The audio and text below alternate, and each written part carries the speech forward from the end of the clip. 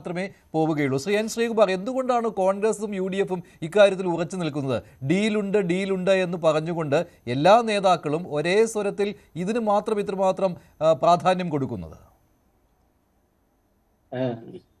നോക്കൂ മഞ്ജുഷേ, ഈ ഡീലിന്റെ കാര്യം പറയുന്നത് വാർത്താലേഖകരുടെ ചോദ്യങ്ങൾക്ക് ഉത്തരമായിട്ടാണ്. കോൺഗ്രസിന്റെ രാഷ്ട്രീയ അജണ്ട, കോൺഗ്രസിന്റെ ജനകീയ വിഷയങ്ങൾ ഉയർത്തിയുള്ള അജണ്ട ഇത് വേറെ ഉണ്ട്. ഇപ്പൊ ഗോപകുമാർ സാറോട് പറഞ്ഞല്ലോ, സാമ്പത്തികമായ കാര്യങ്ങളൊക്കെ ചൂണ്ടിക്കാട്ടിയുള്ള ഒരു പ്രചരണ രംഗം വന്നില്ല എന്ന്. സാറ് വന്നു. അത് 5 ഗ്യാരണ്ടി രാഹുൽ ഗാന്ധി തിരുവനന്തപുരത്ത് പുതിയുഗ യാത്രയുടെ സമാപനത്തിൽ പ്രഖ്യാപിച്ചതോടെ അത് ചർച്ച ചെയ്യപ്പെട്ടു. KSRTCയിൽ സ്ത്രീകൾക്ക് സൗജന്യ യാത്ര എന്ന ഒരു വിഷയം, എന്ന ഒരു കോൺഗ്രസിന്റെ ഉറപ്പ്, ഗ്യാരണ്ടി, ആ ഗ്യാരണ്ടി വിപുലമായി ചർച്ച ചെയ്യപ്പെട്ടിട്ടുണ്ട്. പക്ഷെ ഇത് തെരഞ്ഞെടുപ്പ് നാമനിർദ്ദേശ പത്രിക സമർപ്പണ സമയത്തുള്ള ഒരു രാഷ്ട്രീയ സാഹചര്യം വെച്ചുകൊണ്ടാണ് ഈ ഡീലിനെ കുറിച്ച് പറയുന്നത്. ആ രാഷ്ട്രീയ സാഹചര്യം ചൂണ്ടിക്കാണിക്കാൻ കൃത്യമായിട്ട് 5-6 മണ്ഡലങ്ങൾ പ്രതിപക്ഷ നേതാവ് ചൂണ്ടിക്കാണിച്ചിട്ടുണ്ട്. റാന്നി, കോന്നി, മഞ്ചേശ്വരം, പാലക്കാട്ട് എന്നൊക്കെ പറഞ്ഞ് ചൂണ്ടിക്കാണിച്ചിട്ടുണ്ട് 10 മണ്ഡലങ്ങളില്. അതുപോലെ അവർ ചോദിക്കുന്നത്, നമ്മൾ ഈ ശക്തമായ സ്ഥാനാർത്ഥി, ഇപ്പൊ ഇന്നലെ പാലക്കാട്ട് ചില ചാനലുകളിൽ ചർച്ച ചെയ്യാൻ കാണുകയാണ്, പാലക്കാട്ട് ശക്തമായ ഒരു സ്ഥാനാർത്ഥി എന്തുകൊണ്ടാണ് കോൺഗ്രസ് നിർത്താത്തത്? ഇവർ ശക്തൻ എന്ന് ഉദ്ദേശിക്കുന്നത് എന്താ മനസ്സിലാകുന്നില്ല.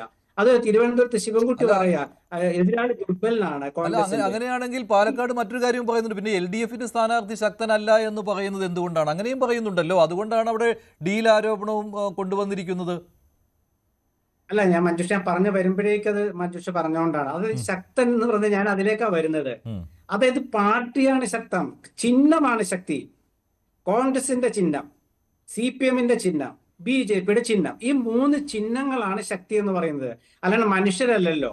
ഇപ്പൊ പ്രായം കൊണ്ട് ഒരു 18-21 വയസ്സുള്ള ഒരാളെ പിടിച്ച് സ്ഥാനാർത്ഥിയാക്കിയും 61 വയസ്സുള്ള ഒരാളെ സ്ഥാനാർത്ഥിയാക്കിയിട്ട് 61കാരൻ ദുർബലനാണെന്ന് ആരെങ്കിലും പറയുമോ? 4 നൂറ്റാണ്ട് കേരളത്തിന്റെ MLA-മാരായിരുന്നവർ നമ്മുടെ നാട്ടിലുണ്ടല്ലോ, ചെറുപ്പക്കാരെയൊക്കെ തോൽപ്പിച്ചിട്ട്. അപ്പൊ ശക്തൻ എന്ന് പറയുന്നത് ചിഹ്നമാണ്. ഇപ്പൊ പാലക്കാട് ചിഹ്നമില്ലാതെയും പൊതു സ്വതന്ത്രന്മാർ അട്ടിമറി വിജയം നേടിയിട്ടുണ്ട്. അവർ അശക്തരായിരുന്നു അന്നൊക്കെ. അല്ല, ഞാൻ പറഞ്ഞു വരട്ടെ. അതായത് പാലക്കാട്ട് എന്തുകൊണ്ടാണ് ഈ ചർച്ചയുടെ തുടക്കം പറയാൻ കാരണം, CPMന്റെ ദൗർബല്യം എന്ന് പറയാൻ കാരണം എന്തുകൊണ്ടെന്ന് വെച്ചാൽ, അവിടെ CPMന്റെ ചിഹ്നം കഴിഞ്ഞ ഉപതെരഞ്ഞെടുപ്പിൽ ഉണ്ടായിരുന്ന ഇക്കുറി ഇല്ല. ആ തെരഞ്ഞെടുപ്പ് ചിഹ്നം അവർക്കില്ല. എന്തുകൊണ്ട് തെരഞ്ഞെടുപ്പ് ചിഹ്നമില്ല? ശക്തമായ CPM എന്തുകൊണ്ട് മത്സരിക്കുന്നില്ല? അതാണ് പാലക്കാട്ടെ ചോദ്യം. നിങ്ങൾ പറഞ്ഞ പൊതു സ്വതന്ത്രൻ എന്ന് പറയുമ്പോൾ ആ പൊതു സ്വതന്ത്രൻ എന്ന വാക്കുകൊണ്ട് ഉദ്ദേശിക്കുന്നത് എന്താണ്? എല്ലാവർക്കും സ്വീകാര്യനായ പൊതുരംഗങ്ങളിൽ വളരെ വ്യത്യസ്തത പുലർത്തുന്ന ശരാശരി മനുഷ്യര്. അത് രാഷ്ട്രീയക്കാരന് പുറമെ കലാകാരന്മാരും അതുപോലെ വിദ്യാഭ്യാസ വിചക്ഷണന്മാരും ഒക്കെയാണ്. ഇപ്പൊ നാളെ ഗോപകുമാർ സാറിനെ പിടിച്ച് സ്ഥാനാർത്ഥിയാക്കാമല്ലോ.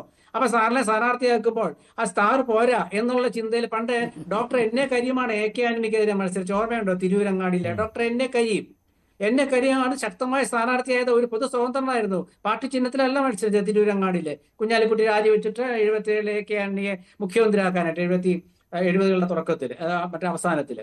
അപ്പൊ അങ്ങനെ ഞാൻ പറയാൻ കാരണം എന്താ വെച്ചാല്, അത് നമ്മുടെ രാഷ്ട്രീയക്കാരെ ആരും മനസ്സിലാക്കുന്നില്ല എന്നുള്ളതാണ്.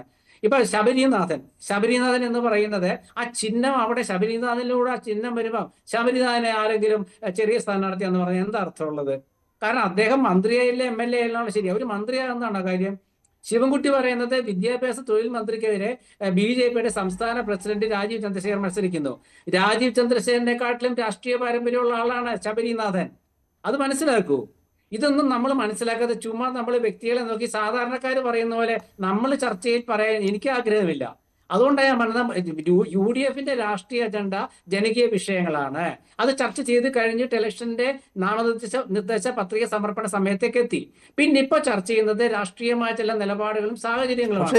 ഇതിനകത്ത് കാര്യം എന്ന് പറയുന്നത്, ഇത് എന്തിനു വേണ്ടിയാണ് ഈ ഡീൽ എന്ന് പറയുന്നത് എന്ന് എല്ലാവർക്കും അറിയാം. അതായത് ഇത് ആരാണ് BJPക്കെതിരെയുള്ള പോരാട്ടത്തിൽ ചാമ്പ്യൻ എന്ന് തെളിയിക്കുന്നതിന് വേണ്ടിയാണ്. അപ്പോൾ അതൊരു കൺഫ്യൂഷൻ ഉണ്ടാക്കുന്നതിന് വേണ്ടിയാണ്. CPMും പറയും, കോൺഗ്രസും പറയും, UDFും LDFും പറയും ഞങ്ങളാണ് BJPയെ നേരിടാൻ ശക്തർ എന്ന്, ഞങ്ങളാണ് ശക്തമായി നേരിടുന്നത് എന്ന്. അത് തെളിയിക്കുന്നതിന് വേണ്ടി ഈ ഡീൽ എന്നുള്ള ആരോപണം ഉന്നയിക്കുക. അതിപ്പോൾ CPMും BJPയും തമ്മിലുള്ള ഡീൽ എന്ന് കോൺഗ്രസും UDFും പറയുമ്പോൾ തിരിച്ചും ആരോപണം വരുന്നുണ്ട് പല സ്ഥലങ്ങളിലും. അതും ഇതിനു വേണ്ടിയാണ്. കാരണം ഈ മൈനോറിറ്റി വോട്ടുകൾ, പ്രത്യേകിച്ച് മുസ്ലിം ന്യൂനപക്ഷ വോട്ടുകൾ കിട്ടുന്നതിന് വേണ്ടിയാണ്. ഇതെല്ലാവർക്കും അറിയാവുന്ന കാര്യമാണ്. കൂടുതൽ വാർത്തകൾക്ക് News 18 Keralam YouTube channel subscribe ചെയ്യുക.